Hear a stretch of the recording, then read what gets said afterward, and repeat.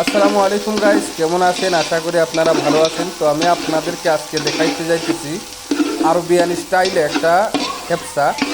তো এখানে আমি প্রথমেই দিয়ে দিয়েছি পেঁয়াজ এবং একটা আলু এবং তিনটা শুকনা লেবু এবং গোটা কয়েকটা লবঙ্গ, গোলমরিচ, গোটা কয়েকটা দারচিনি এবং এলাইচি এবং কারি পাতা, কাঁচামরিচ। তো এখানে আমি এগুলাকে একসাথে দিয়ে দিছি। একসাথে এগুলাকে দিয়ে আমি ভালো করে লাল লাল করে নেব। ভালো করে লাল লাল করে নেওয়ার পরে যে জিনিসটা আমি করব, এখানে টমাটার মিক্স করব। মানে ধাপে ধাপে সবগুলি আপনাদেরকে দেখাবো। এই যে টমাটার দিয়ে দিছি এবং আদা রসুন এখানে দিয়ে দিছি অলরেডি।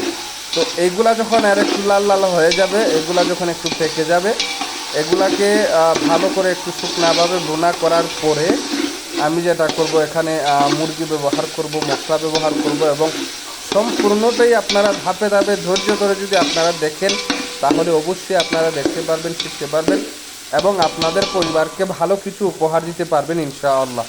তো অবশ্যই আমরা ধৈর্য ধরে একটু হাতে সময় নিয়ে ভিডিওটি কন্টিনিউ করব। এই যে আমি মুরগিগুলা দিয়ে দিতেছি, এখন মুরগিগুলাকে দিয়ে একটু নাড়াইতে ছাড়াইতে থাকবো, একটু নাড়াতে থাকবো, একটু নাড়াতে থাকবো। যেহেতু এটা আরবিয়ান স্টাইলে খেপসা হবে, তো এই জিনিসটা আমাকে ফুললি ফোকাস করতে হবে এখানে। আর আরবিয়ানরা কিন্তু শুকনা লেবুটা তারা বেশি পছন্দ করে, যেহেতু শুকনা লেবু থেকে একটা ফ্লেভার আসে, এটা অসাধারণ ফ্লেভার।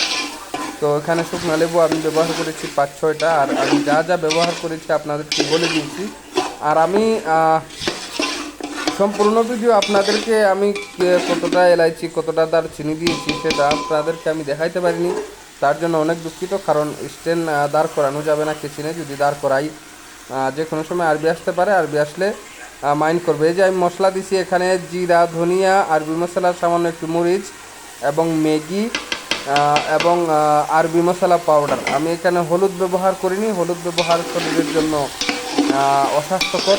আপনার শরীরের স্বাস্থ্য ঝুঁকি। যদি কাঁচা হলুদ হয় তাহলে ঠিক আছে, বাজারের যে শুকনা পাউডারগুলো এগুলো ভালো না, এগুলো চালের গুঁড়া।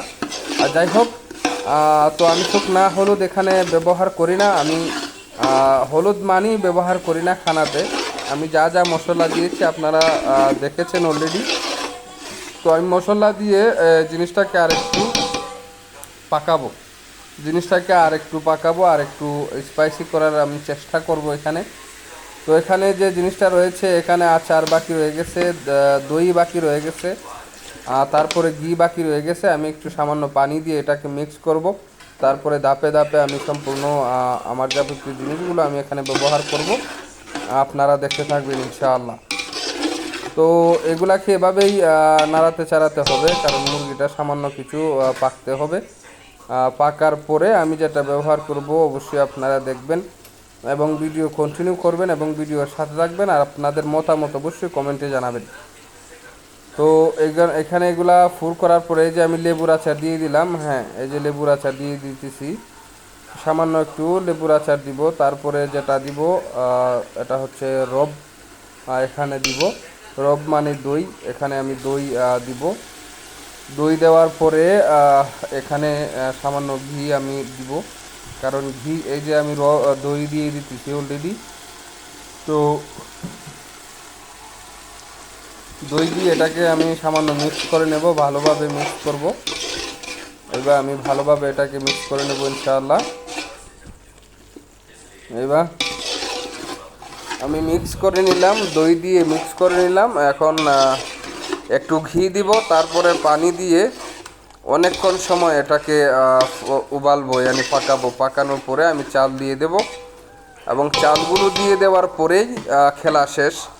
বেশি সময় লাগে না, 20 থেকে 15 মিনিট সময় লাগে। এই যে আমি মুরগি দিয়ে পানি দিয়ে অলরেডি, এই যে আমি ঘি দিতেছি এখন বর্তমানে।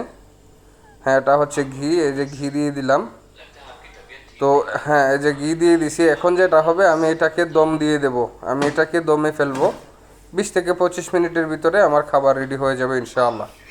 যখন দমে দিয়ে দিছি, ইনশাআল্লাহ 20 থেকে 15 মিনিটের ভিতরে আমার খাবার রেডি হয়ে যাবে ইনশাআল্লাহ। এখন আমি এগুলাকে দমে রাখবো ইনশাআল্লাহ। দম শেষ করে, এই যে আমার দম শেষ হয়ে গেছে। চাউল কত সুন্দর হয়ে আসছে মাশাআল্লাহ। এটা খানদানি খেপসা, অসাধারণ। ঠিক আছে, অসাধারণ খেপসা, আপনারা দেখতেই পারতেছেন। এই যে খেপসার লোক, মাশাআল্লাহ, দেখছেন? তো সবাই দোয়া করবেন এবং সবাই পাশে থাকবেন, আর আপনারা নিজেরাও ট্রাই করতে পারেন। আর যদি আপনারা না বুঝেন তাহলে আমার ভিডিও দেখে আপনারা অবশ্যই ট্রাই করতে পারেন। ধন্যবাদ পাশে থাকার জন্য, ভালোবাসার